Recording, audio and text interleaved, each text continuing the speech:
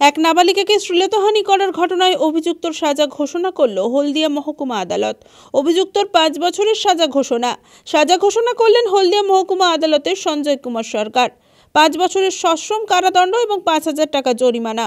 গত 2022 সালে হলদিয়ার দুর্গাচক থানা এলাকায় শালুকখালীতে এই ঘটনাটি ঘটেছিল।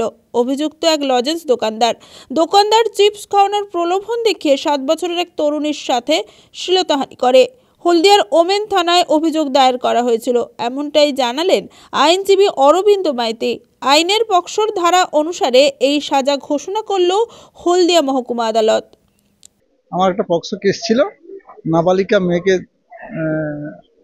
তার শ্লীলতাহানি করার জন্য মাননীয় জজ সাহেব মিস্টার লার্নেড অঞ্জন কুমার সরকার 5 বছরের সশ্রম কারাদণ্ড এবং 5,000 টাকা জরিমানা দিয়েছে।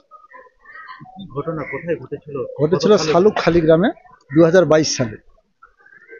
কি ঘটেছিল? ঘটেছিল একজন দোকানদার যে আসামি সঞ্জীব দাস, সে এক নাবালিকা মেয়ে, তার বয়স 7 বছর।